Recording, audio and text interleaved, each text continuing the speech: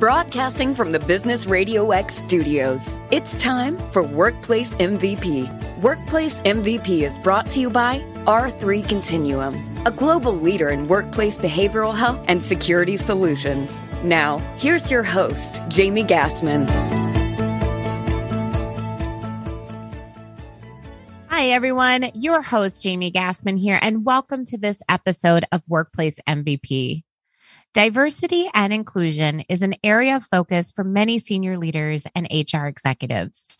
A great number of workplaces are re-examining their organization's approach to ensuring diversity and inclusion and looking for how they can improve, build, or implement new initiatives for their work environment. There are a lot of ways employers can take to building their diversity and inclusion program, but to aid in their ability to ensure their program is effective and successful, their efforts need to start at the top, where their leaders embodying what is called inclusive leadership. As an inclusive leader, you are aware of your own biases, and you are actively seeking out and considering different perspectives to inform your decision-making and collaboration with others. These leaders are committed to ensuring all team members are treated equitably, feel a sense of belonging and value, and have the resources and support they need to achieve their full potential. How does an organization ensure they have inclusive leaders, or how do their leaders learn to be inclusive if not already? Where does this fall within the process of establishing or reinventing an organization's diversity and inclusion program? Well, joining us today to share her expertise and recommendations for workplaces looking to incorporate or reinvent their diversity and inclusion programs is Workplace MVP and President and CEO of Khalifa Consulting, Soumaya Khalifa. Welcome to the show, Soumaya. Thank you. It's so wonderful to be with you today. Oh, we're really happy to have you. So I'd like to start out with you sharing with me your journey to becoming the President and CEO of Khalifa Consulting. That is an incredible question. It has been a long road, and it also has been a very unconventional journey. I earned my BS degree in chemistry, of all things, and decided that I wanted to do something with people and not in labs. So what I did is I pursued my MBA in human resources, worked in corporate America for many years in the HR field, which I truly loved. Towards the end of that career in corporate America, I was involved in a lot of diversity and inclusion work, as well as organizational effectiveness. And it's really amazing that the two really kind of complement each other. When I went out on my own, I wanted to bring all of my journey, all of my experiences to my clients. And so that's when I founded Khalifa Consulting. And it's been about 12, 13 years now. Wow. So talk to me a little bit about some of the work and the business that you do with Khalifa Consulting and helping your clients. Khalifa Consulting is a boutique firm with a network of consultants covering the world. We specialize in executive coaching, intercultural and DEI training and consulting. I have a special interest in women in leadership and how to bring religion or faith into the DEI framework. We cater to large and mid-sized organizations in the intercultural and DEI work, and also we do executive coaching for all sizes of organizations. Great. So this topic we're talking about, very near and dear to your heart. Share with me your opinion about workplaces having a diversity and inclusion program. Should they? Is it, what's the level of importance in making sure that they have something built in? Well, diversity is a given because our population right here in the U.S. has been diversifying over the last couple of decades. So it is a given. If we are, as employers, looking for the best talent that there is out there, we will get diverse talent.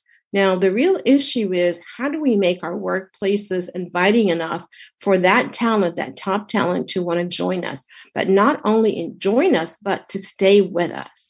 So inclusion needs to be very intentional. What does an employer have to do to attract and retain the talent that's out there? And, it's not only about talent, but if we have that talent, we are able to get into new markets. Because when we go into new markets, we have to understand them. And if we do have representation from them, that gives us an advantage, a competitive advantage to reach people in different markets. And diversity is being invited to a party, and inclusion is being able to dance at the party. So that's the framework. So diversity is a given, but what do we do with it in organization is the act, and that is inclusion. Yeah, it's such a great analogy. I've never heard it referred to that way, but it gives some context to how those two play together, basically. So looking at that term inclusive leader, can you share from your expertise what that means? I know I gave a little brief, definition of it at the beginning, but can you share from your perspective what that means? Sure. In my opinion, an effective leader by default is an inclusive leader. And if we are to look at some of the characteristics of an inclusive leader, they have to have commitment to cultivate a diverse and inclusive workforce and that takes really time and energy from them. And they have to believe in the business case for diversity and inclusion, and how that is driving or will drive or will impact the mission and vision of their organization. They need to have courage. They need to have courage and not be afraid to challenge organizational attitudes and practices that yield homogeneity. Even if their recommendations are politically or culturally unpopular within their organization, they have to be very careful there. They need to also display humility by acknowledging their own personal limitations and seeking contributions from others to overcome that. Some leaders, as we all know, find it difficult to admit that they don't have all the answers. So if they do have humility and reach out to others, that makes them better leaders. They need to be able to recognize that they have biases. We all do. This is just human nature. They need to work on identifying what their own biases are and learn ways to prevent them from influencing their talent decisions. They want to also look at their policies, processes, and structures to see if there are organizational biases that are undermining diversity and inclusion in their organization. They have to be curious. They have to have an open mind and a passion for learning and a desire for, their own exposure to different ideas. And they have to also be culturally intelligent. By that, I mean that they have to be aware of their cultural preferences when they are on autopilot. How do they act? What do they go to? But they also need to learn about the cultural cultures of people that they work with, their team, their colleagues, and be able to identify if there are gaps and how can they bridge those gaps to be able to leverage the best from all their team members. An inclusive leader needs to also be collaborative. They have to understand that collaboration is important for the success of their teams. And for them to be collaborative, they have to create a psychologically safe environment in which all individuals feel that they are empowered to express their opinions in the group. So these are just some of the characteristics of an inclusive and, in my opinion, an effective leader. Great. And now, looking at those biases and thinking about diversity, just real quick, can you share with us when we hear the term diversity? I feel sometimes that can show up differently in with different individuals. From your perspective, when you hear the term diversity, what does that include? What does that mean?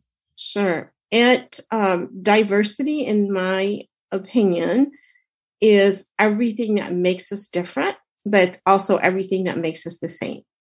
So a lot of organizations focus on race and on gender.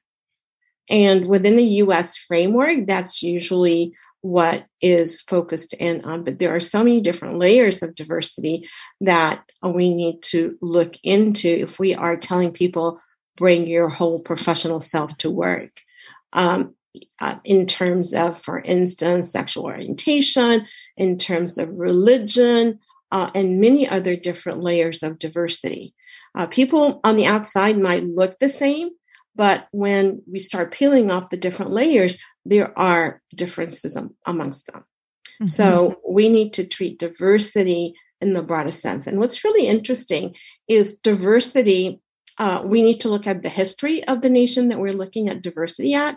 We need to look at the social construct in it and many other things. I was working with a client who works for a French company, and the French company's diversity and inclusion philosophy is getting more women in and bringing more non-French people into their boards and into their leadership. So that is how they defined it in a French company.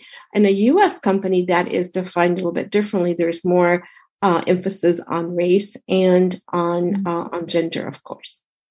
Interesting. So looking at that inclusive leadership and looking at that work environment, why is it so important that you have inclusive leadership within that work environment? What are the consequences if you don't? Or the impact? The impact there is really huge. And some of it is a direct impact and some is an indirect impact. If the workplace is not inclusive, where employees don't feel like they belong, if it is a hostile work environment, it's not a friendly work environment, then the implications can be very enormous. Anywhere from turnover rate, where people are don't want to stay with the company or the organization. People could get depressed. The medical cost of the organization that they pick up on, productivity goes down. People call out sick more often. Just a lot of negative consequences if we don't have an inclusive environment in our workplaces. I don't feel like I belong. If I don't feel like I belong and I could be myself, I don't want to be there. I want to find somewhere else to go. And I think with COVID-19, and if leaders were not intentional in diversity and inclusion, because we went into more online and it was more difficult to provide that culture of inclusivity when we are online. So leaders have to be even more intentional, and organizations have to be more intentional to bring that inclusiveness culture and into the workplace. Yeah.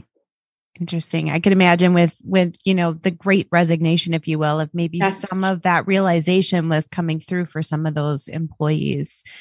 Do you think that had some contribution to it once they moved into this kind of remote work environment, feeling a little bit more isolated than before? I do believe so. They, all our worlds really turned upside down.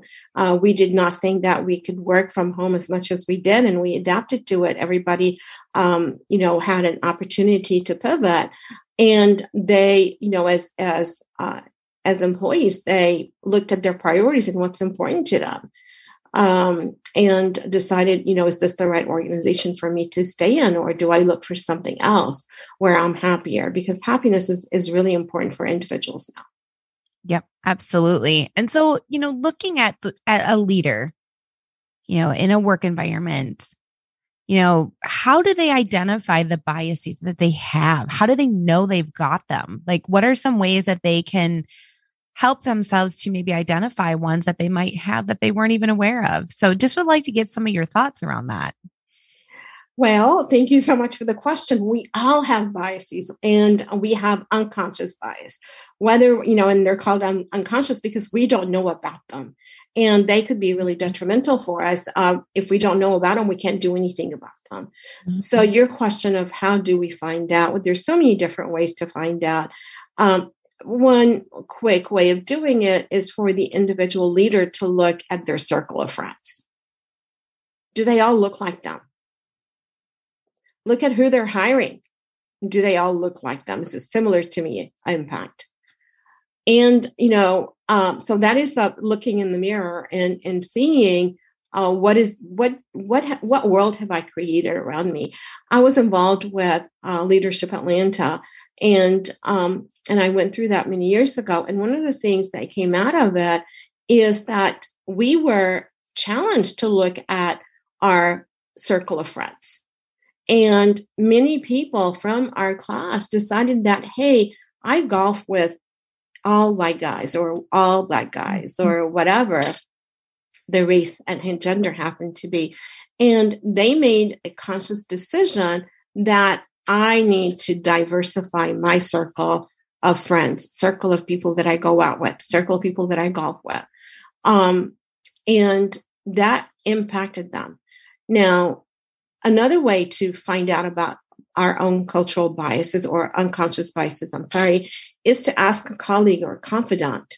That would be a very sensitive conversation, but there needs to be a very high level of trust there. There's another way too, and that is there's an online tool that has been developed by Harvard University, and that's an instrument to identify unconscious bias, and it's free and it's online. And if one types implicit Harvard EDU, then they will take it to that website. And it's really an amazing one. If you want to look at race or gender or religion or what have you, there are many different instruments there for people to identify what unconscious bias they might be playing. So you kind of identified a couple approaches that they can take by looking at, their group of peers or, that they're spending a lot of their extra time with and look, reevaluating and identifying ways to kind of diversify that. But what are some other ways that they could overcome their bias, their unconscious bias, or even biases they know that they have, and relearn a thinking, that likely has been instilled in them from a really young age? Because I think some of our biases that we have comes from how we grew up, or how we, life events that we've experienced. And so how can one kind of relearn, if you will, how to look at people differently, or how to kind of be more diverse or more inclusive? Yeah, that is such a great question. And, we pick up our unconscious biases as children at the dinner table. What is said at the dinner table. So parents and grownups and leaders, we need to be watching what is said at the dinner table, because the younger generations are picking up on the biases that we already have, unspoken and unspoken. So we don't have to say much of anything, and that's picked up. Kids are very, very smart. So in terms of, how do we get over that? I know that a client, he worked with very diverse background people. And one of the stories that he shared is they were talking about, we only have one Jewish person in the group. And to him, he looked and he said, "Who's that?" And that Jewish person was somebody that he became friends with, and he no longer saw him as Jewish. He was just Ed. Mm-hmm. And so that is how we can work around unconscious biases. First of all, identifying what unconscious bias we might have, and then be intentional in terms of expanding our experiences so that we have meaningful interactions with people from whatever background that we have the unconscious bias on. And then when we see people as individuals, the stereotypes or the assumptions we have based on the group kind of falls out the way. And that is a very effective way to overcome our unconscious biases. But it takes awareness, it takes intentionality, and it also takes a strong will of wanting to do it. Great. Oh, great advice there. Because I imagine there's people who are like, I don't want to be seen as that person that's not inclusive, because they might feel internally that they are, yes, but maybe aren't aware of what they can't see. So very interesting. And more on that, because that is a very important subject to think about. Again, unconscious, it's not seen, it's not felt, but knowing that the biases show up when we are in an ambiguous situation.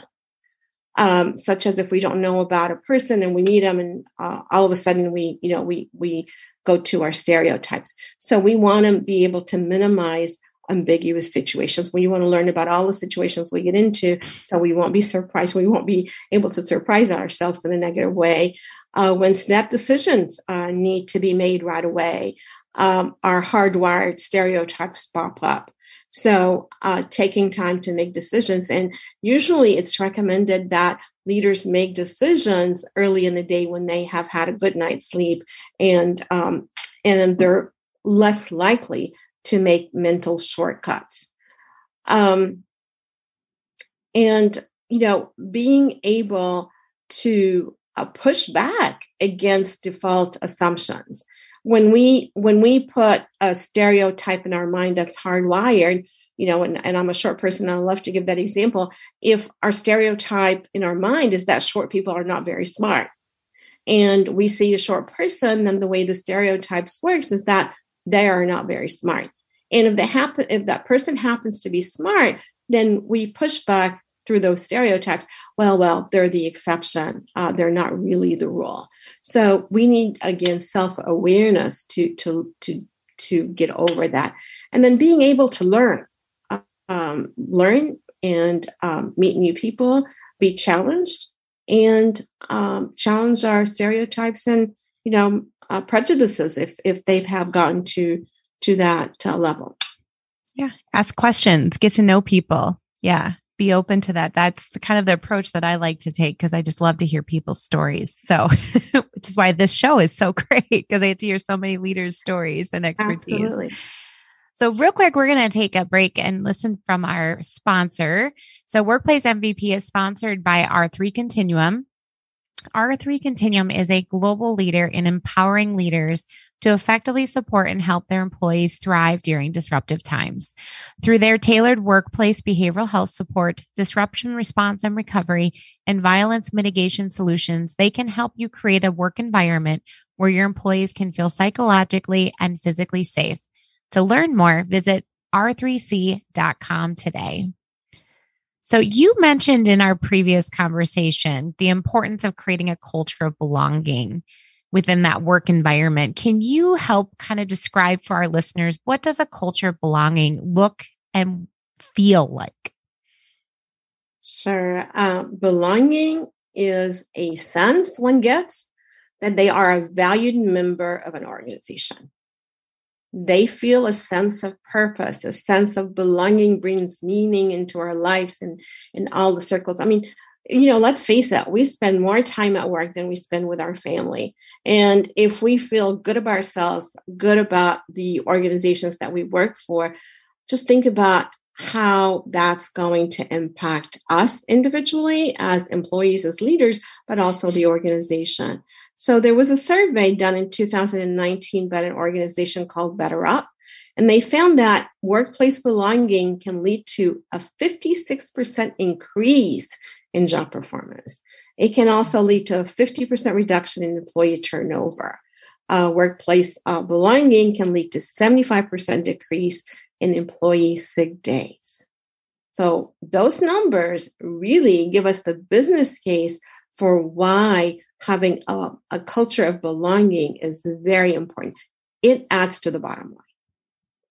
Wow. That sounds like, those are great statistics to show, just by creating that environment that people want to be at and be a part of. Fantastic.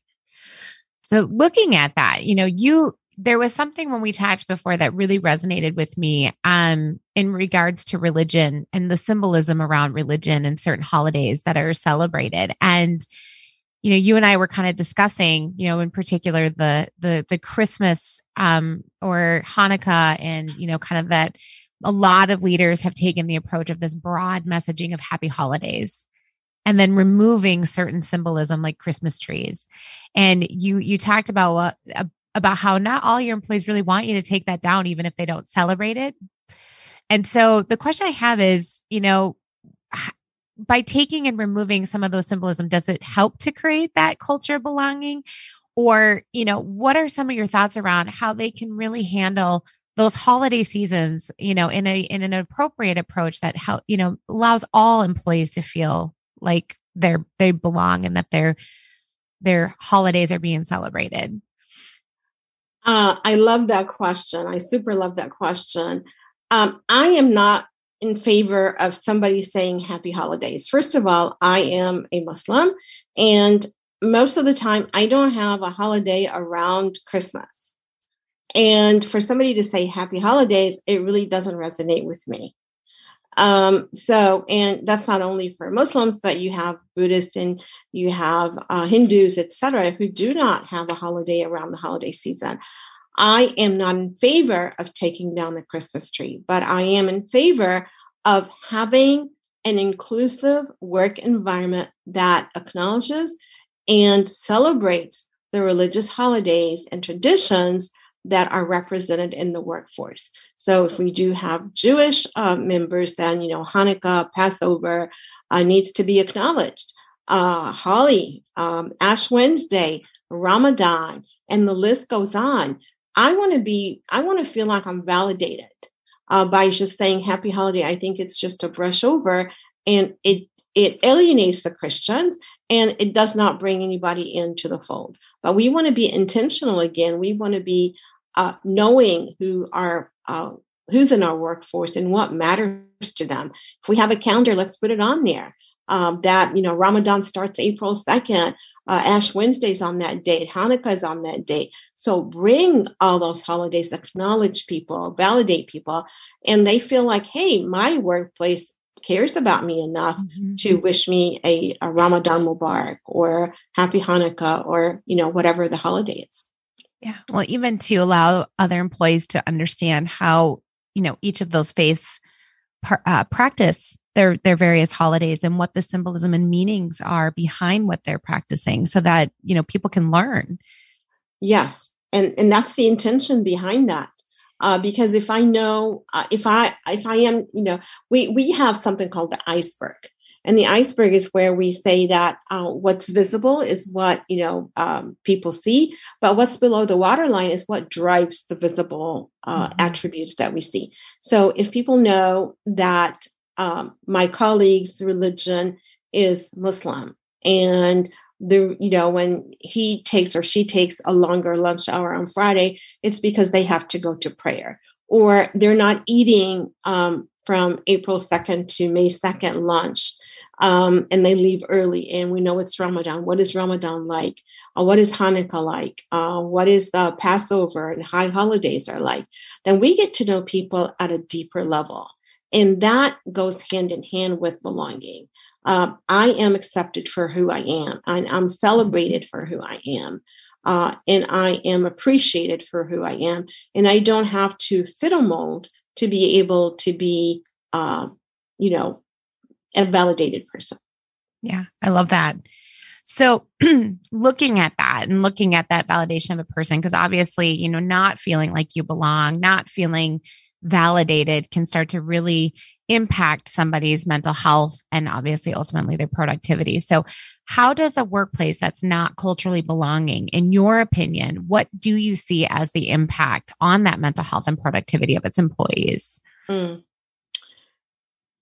There's been a lot of research about that, and the outcome says it was a 20-year research project, and it said that there's increased depression of the employees, substance abuse, and health issues that kind of manifest themselves because of the stress and the pressure that they feel in that particular workplace. And we know we've heard about people being disgruntled. We've heard people possibly committing suicide. We've heard people going postal if the situation really gets out of hand and there's a mental issue there. Employee could go back to the workplace and do horrific things to it. So it does have very negative implications. But we're talking about the employee and their mental health, which is really important. But the research also shows that the organizations are suffering as well. So, they're suffering from decreased productivity, lower levels of employee commitment, increased turnover. And that doesn't take into account the higher medical insurance premiums that the employer will be paying, the use of the employee assistance programs. So it's negative for all concerned, both the employees, leaders, and the organization. Yeah, it's absolutely. It's like when you want to bring your whole self to work because you're passionate about the work that the company is doing, but yet you don't feel like your whole self can be at work. You want to, it's like when you're at work, it's like your home away from home is kind of how I call it when you're in the office, because you spend so much of your day there. You want to feel like you're welcome just like you are within your own home. So I could see where that could have a huge impact on those individuals. Absolutely. So looking at cultural differences, you shared previously that there are cultures that are relationship oriented, and then there's cultures like the US that are very task oriented. So within our workplaces becoming more and more diverse, how does this show up? How does a leader strike that balance, between allowing people to really, congregate and socialize, at the water cooler, if you will, when we get that opportunity back to those days, to really that task oriented? How do they strike that balance? Yeah. So I want to share that I ran into a website that is a Ramsey County, Minnesota website. And what struck me is that website has been translated into languages that I had never heard of before. I mean, Somali, Himub, Oromo, and Karen. All right. I had to Google each one of those languages to see where they're spoken. So, so this is not a hypothetical question. This is a true question that we need to be thinking about. Is we have people represented from all over the world working right here. Different cultures have different orientation, as you mentioned, that the task-oriented cultures and the relationship-oriented cultures, and they are on a spectrum. So the task-oriented cultures, let's get to work. We have a project to do. Let's get down to what's going to be done. When is it going to be done? Who's going to be responsible? Where are the deliverables? And relationships are really a second or third item that people will think about. Let's just get the job done. Okay. Now, the cultures that are relationship cultures and all those languages that I just, named off, they are relationship cultures, which means that before I start doing work with you, I want to get to know you. I want to get to know about your family. I want to get to know where you went to school. What do you like to eat? Let's go out to lunch together, right? So if we have people who are on the opposite spectrums of that task orientation and relationship, and we want them to work together, we need to be very, again, intentional. That word is very important, of understanding who do we have on our teams, come up with team norms, identify what is a hybrid culture that will work for both the task-oriented people and the relationship-oriented people. The task-oriented people, just an FYI, will look at the relationship people and say, gosh, they waste so much time. Why do they need to do all that small talk and drink tea or coffee? Let's just get down to business. The relationship people will look at the task people and say, they're just so rude and abrupt. They don't even say hello and drink coffee with me. So that can be a real issue in terms of breakdown in communication. So as leaders, we need to know who is on our team and how do we create a culture that would be understood and accepted by both. When we look at a lot of data and research and looking at a homogeneous team versus a multicultural team, and looking at when they are at their best and when they are very well managed, the multicultural team way outperforms the homogeneous team. So it is a gift to have the diversity, but we have to manage it well to be able to leverage the results that we want to be able to achieve. Yeah. I find that there's so much value in being able to build up some of those relationships. Even as a leader, you get to know people so differently. If you're only focused in the day-to-day task, you're not taking that time to get to know the people you're working with. And so when you think of that culture of belonging, it makes me think there's benefit in trying to bring them closer to a balancing act. What are your thoughts around that and like how it contributes to that culture of belonging? Yeah. One thing that I want to mention here is we are in a business to do business. So let's not lose sight of that, right? Right. And doing DEI is a very strong business case to do our business better. So I don't want us to, just talk about DEI and not forget the bigger picture. We are doing DEI because of the bigger picture. And we have to keep that very clear in front of our eyes. We are here to further and achieve the mission and vision of our organizations. And I'm a firm believer that DEI will help us achieve that. So, let me give you an example. And we touched upon that just a little bit earlier. When we include religion in the DEI conversation, all right, we want to be able to leverage the organizational values and how they are very much aligned with our employee values. And they're probably aligned in their religious belief values. So when we say, bring your religion into work, it does not mean that, hey, let's bring everybody together and let's argue about which faith tradition is the right tradition that's going to get us to heaven or what have you. But it is to understand the what's below the waterline for our employees. Is to get to know them. It's to be able to celebrate them, make them feel like they're validated. So here's the way, as an example with DEI, when we bring faith tradition into work, the parameters that we need to build around it.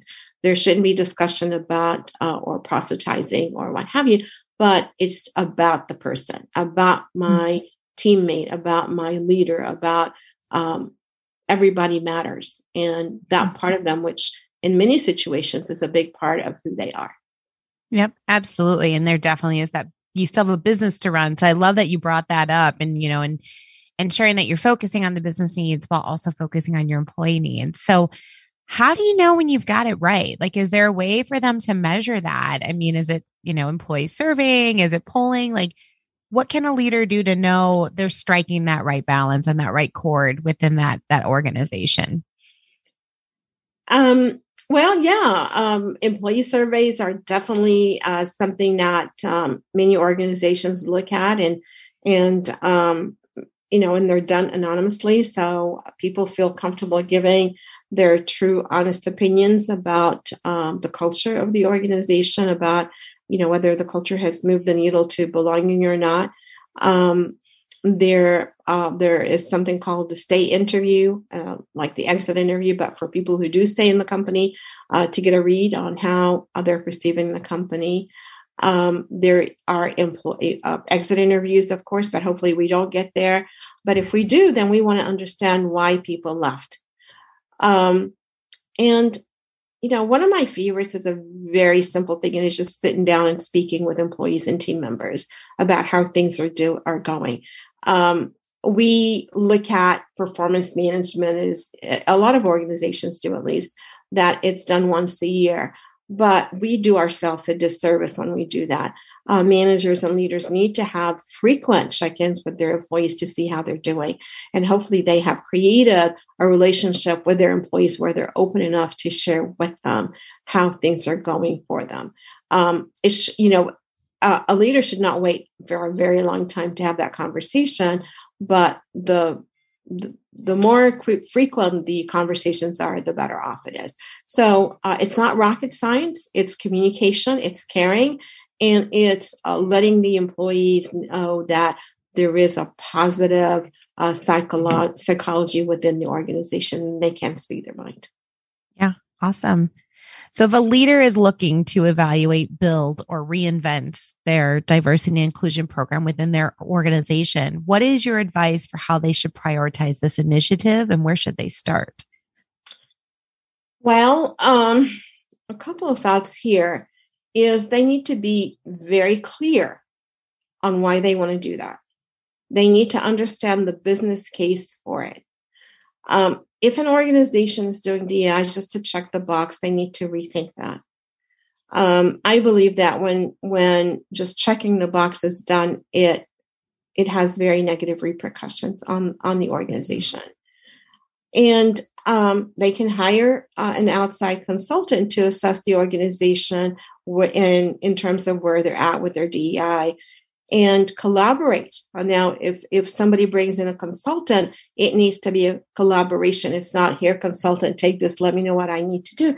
It needs to be a collaboration. It needs to be a commitment of time and energy and resources. And to understand that DEI is really a journey and not a destination. We don't get there. It's always work in progress. So a lot of times people want to say, okay, we've arrived. There's no such thing. It's always work in progress. Yeah, great. Well, I know I personally have learned a lot from you, and I so appreciate, you being here on our episode. But if we have guests that want to hear more from you and, or to get a hold of you, how can they do that? I am on LinkedIn, Soumaya Khalifa. Our website is khalifa.consulting. So KHALIFA.consulting. Send us a message at info@khalifa.consulting or call at 678-523-5080.